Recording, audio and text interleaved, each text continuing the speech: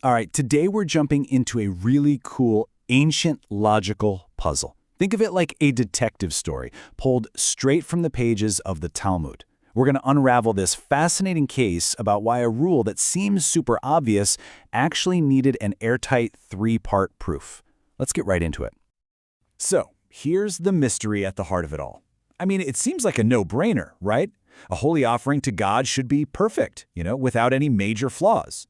So why on earth did ancient scholars need not one, not two, but three different verses from the Bible to prove this one simple point? What kind of loopholes were they trying to close? Okay, first things first, we've got to get one key term down: tereifa. A tereifa is an animal that has some kind of fatal defect. Could be an injury, could be something it was born with, that's so bad it probably wouldn't even survive for a year. An animal like this isn't kosher, and, as we're about to see, it's at the very center of our entire legal puzzle. Now, every good detective story kicks off with the evidence, and for us, the evidence is made up of three very specific verses from the Hebrew Bible. These are our three big clues, and we're going to dig into each one to see how they build the case piece by piece. So here they are, our three key pieces of evidence. We've got the pastors of Israel, the shepherd's rod, and finally, the herd itself. Now, on the surface, they all seem to point to the exact same conclusion. But as you're about to see, each one has a very, very specific job to do. Let's start with clue number 1 from the book of Ezekiel.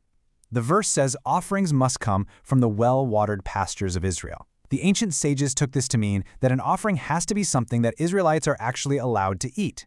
And since a tereifa isn't kosher, you can't offer it. Simple enough, right? Case closed? Well, not so fast. Our second clue comes from Leviticus, from a section about tithing animals.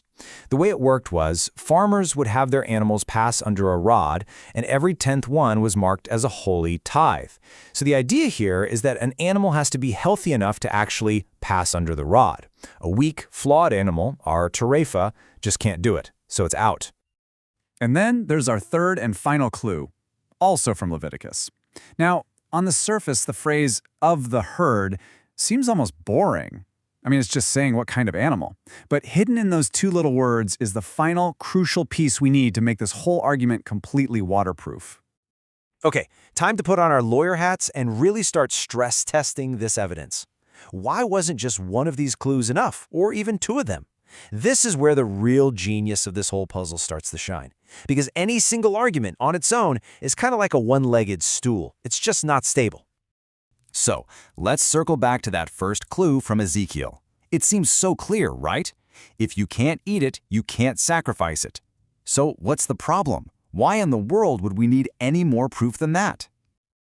And this is the loophole. That first verse from Ezekiel, it works perfectly for an animal that was born with a fatal flaw. It was never okay to eat, so it was never fit for an offering. But what about this other scenario? What if a perfectly healthy animal has an accident and becomes a tereifa?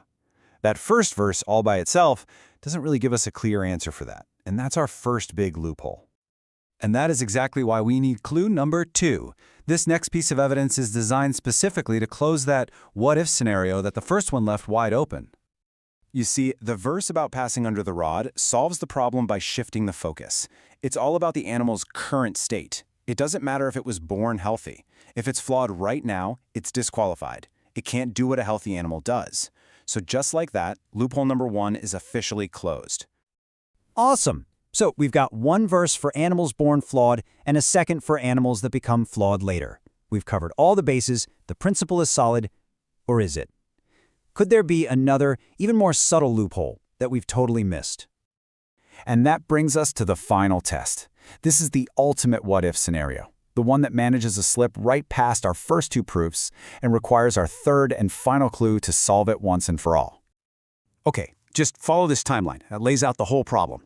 On day 1, a farmer takes a perfectly healthy animal and sanctifies it, dedicates it for a future offering. It's totally fit. Then, let's say on day 10, that same animal has an accident and becomes a tereifa. Finally, on day 15, it's time for the sacrifice. So here's the million-dollar question. Is it still valid? After all, it was perfectly fine when it was made holy. This is the ultimate edge case, isn't it?